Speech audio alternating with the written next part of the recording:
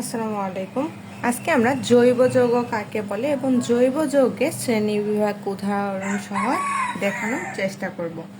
প্রথমেই দেখো জৈব যৌগ। জৈব বলতেই তো আমরা জানি যে অর্গানিক কোনো কিছু।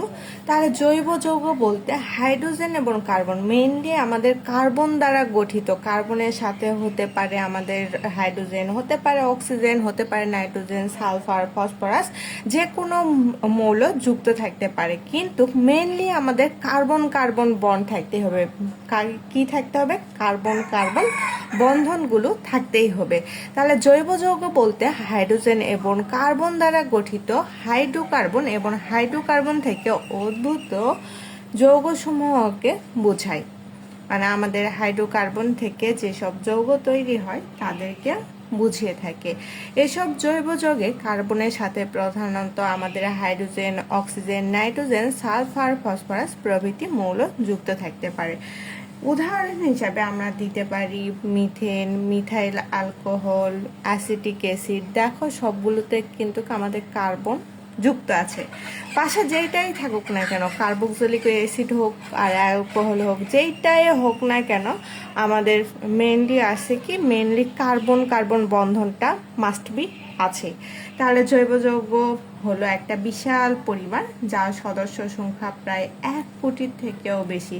এত বড় পরিবারকে মনে রাখার জন্য আমরা এদেরকে দুটো ভাগে ভাগ করতে পারি।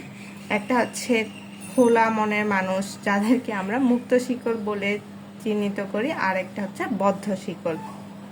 তাহলে জৈব যৌগ কত প্রকার? জৈব যৌগ হচ্ছে মূলত 2 প্রকার। একটা হচ্ছে মুক্ত শিকল, আরেকটা বদ্ধ শিকল। তাহলে প্রথমে আমরা দেখে নেই যে মুক্ত শিকল বলতে কি বুঝি, বা মুক্ত শিকলটা কি জিনিস। মুক্ত বলতে তো আমরা সহজ কথায় বুঝতে পারছি, অবশ্য ওপেন কোনো কিছু হবে, ওপেন চেইন। যেহেতু শিকল, শিকল বলতে ঠিক কি বোঝায়? চেন বোঝায়। তাহলে মুক্ত শিকল, ওপেন চেন। মুক্ত শিকল জিনিসটা কি? তার আগে বলে নেই যে এটা কার্বন কাঠামোর উপর ভিত্তি করে জৈব যৌগের প্রধানত 2 শ্রেণীতে ভাগ করা হয়েছে, একটা মুক্ত শিকল আর একটা বদ্ধ শিকল। আরও অনেক কিছু শ্রেণীর উপর ভিত্তি করে আমাদের জৈব যৌগ ভাগ করা যাইতো। তাহলে দেখো মুক্ত শিকল জৈব যৌগ। মুক্ত শিকল জৈব যৌগ কি? কার্বনের শিকলটা একটা লম্বা লাইনের মতো হবে, দেখতে অনেকটা ট্রেনের মতো হবে আর কি। 2 মাথায় কার্বন দুটো ফ্রেন্ডের মতো খোলা থাকবে, মানে আমাদের হাতগুলো খোলা অবস্থায় থাকবে। কার্বন কার্বন বন্ধন তো থাকবে, এরা চেন আকারে থাকবে, কার্বন কার্বন বা CH3, CH2, CH3 এইভাবে যুক্ত থাকবে।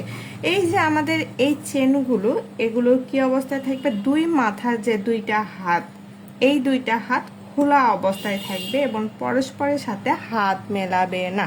মানে এইটার সাথে হাত মেলাবে না, কিন্তু এই হাতগুলো খোলা অবস্থায় থাকবে। তাহলে সেটাকে আমরা বলতে পারি মুক্ত শিকল। এই যে মুক্ত শিকল যেটা আছে, মুক্ত শিকল যেসব জৈব যৌগিক কার্বন শিকলের 2 প্রান্তের কার্বন পরমাণু দুটি পরস্পরের সাথে যুক্ত থাকে না, তাদেরকে মুক্ত শিকল বলে। এদেরকে আমরা অ্যালিফেটিক যৌগ বলে থাকি। তাহলে মুক্ত শিকলকে আমরা কি বলতে পারি? অ্যালিফেটিক যৌগ বলতে পারি। আবার বন্ধনের প্রকৃতির উপর ভিত্তি করে এই মুক্ত শিকল 2 প্রকার। মুক্ত শিকল কয় প্রকার? 2 প্রকার। কিসের উপর ভিত্তি করে? বন্ধনের প্রকৃতির উপরে ভিত্তি করে।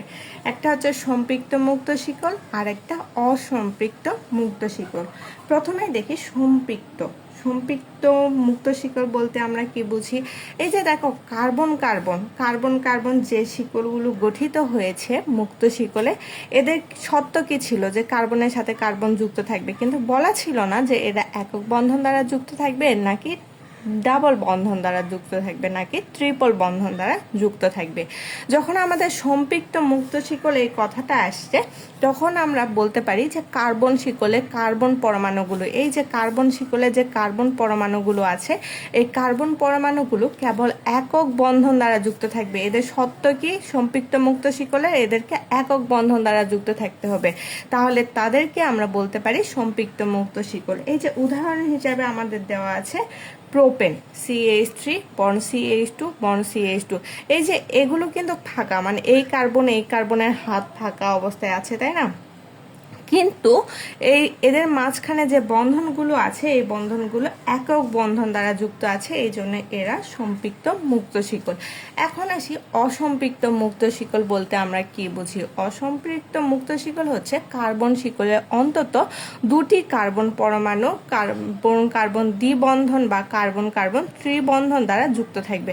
তাহলে এখানে আমাদের শর্ত কি দেওয়া আছে, কার্বন শিকলে একটা কার্বন শিকল তো অনেক বড় হইতে পারে, এই কার্বন শিকলে অন্তত দুটি কার্বন পরমাণুর মধ্যে আমাদের কার্বন কার্বন দ্বিবন্ধন অথবা কার্বন কার্বন ত্রিবন্ধন থাকতে হবে। এই যে দেখো এখানে আমাদের ইথিলিন যে উদাহরণটা দেওয়া হয়েছে, এই ইথিলিনের ক্ষেত্রে কার্বন কার্বন দ্বিবন্ধন দেওয়া হয়েছে CH2 ডাবল বন্ড CH2, এই যে কার্বন কার্বন দ্বিবন্ধন মানে কার্বন কার্বন এদের মধ্যে কিন্তু এগুলো মুক্ত শিকল, কিন্তু এদের মধ্যে ডাবল বন্ধন থাকতে হবে। আবার এদের মধ্যে ট্রিপল বন্ধন থাকলেও চলবে, CH ট্রিপল বন্ড CH, এই যে কার্বন কার্বন ট্রিপল বন্ড।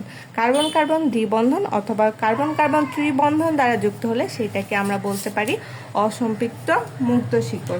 এখন আসি বদ্ধ শিকল। বদ্ধ শিকলকে আমরা সাইক্লিক চেনও বলতে পারি বা বলয়াকার জৈব বলতে পারি।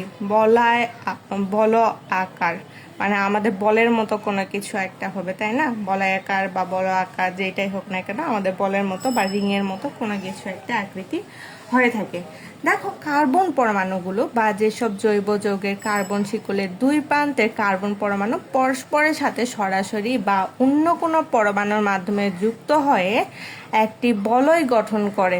বলয় বলতে বৃত্তাকার গোলাকার বা যে কোনো কিছুর বলয় গঠন করবে তাকে আমরা বদ্ধ শিকল পরমাণু বলতে পারি বা বদ্ধ শিকল যৌগ বলতে পারি। তাহলে কার্বন পরমাণুগুলো যখন আমরা কানামাছি খেলি না, এই যে কানামাছি খেলার সময় আমরা কি করি, গোল হয়ে দাঁড়িয়ে হাত ধরাধরি করে একটা রিং বা চক্র বানিয়ে ফেলি, এটাই হচ্ছে আমাদের বদ্ধ শিকল বা সাইক্লিক চেন। এখন বলয় গঠনকারী পরমাণুর উপর ভিত্তি করে বা বদ্ধ শিকল পরমাণুর উপর ভিত্তি করে এরা হচ্ছে দুই প্রকার। কি কি? কার্বোসাইক্লিক বা এটাকে আমরা বলতে পারি হোমোসাইক্লিক যৌগ। কার্বোসাইক্লিক যৌগ কাকে বলে? যে সকল সাইক্লিক যৌগের বলয়টি কেবলমাত্র কার্বন পরমাণু দিয়ে গঠিত তাদেরকে আমরা কার্বোসাইক্লিক যৌগ বলে থাকি। এখানে কি বলছে?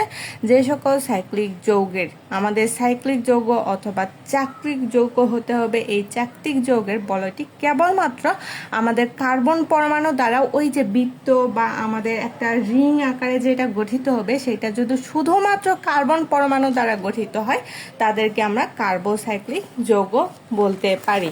উদাহরণ হিসাবে এই যে কার্বোসাইক্লিক যৌগ, এই কার্বোসাইক্লিক যৌগকে আবার আমরা দুভাগে ভাগ করতে পারি, একটা হচ্ছে অ্যালিসাইক্লিক যৌগ আর একটা অ্যারোমেটিক যৌগ।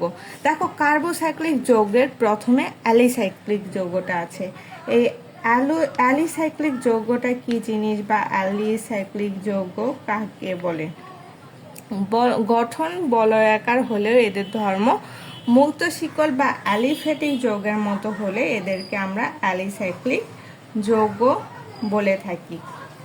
এই যে দেখো অ্যালিসাইক্লিক যৌগ যেটা আমাদের আছে এদের কি হবে, গঠন যদিও বলয়াকার হবে কিন্তু এদের ধর্ম আমাদের মুক্ত শিকলের মতো। আগে যে মুক্ত শিকলটা ছিল এই মুক্ত শিকলের মতো হলে তাদেরকে আমরা অ্যালিসাইক্লিক যৌগ বলতে পারি। যেরকম আমাদের আছে সাইক্লোপ্রোপেন, আছে সাইক্লোহেক্সেন, এগুলো দেখতে বলয়াকার যৌগ হলেও শুধুমাত্র এদের কার্বন কার্বন বন্ধন দ্বারা যুক্ত আছে, এই জন্য এরা সাইক্লোপ্রোপেন বা আমাদের অ্যালিসাইক্লিক যৌগ।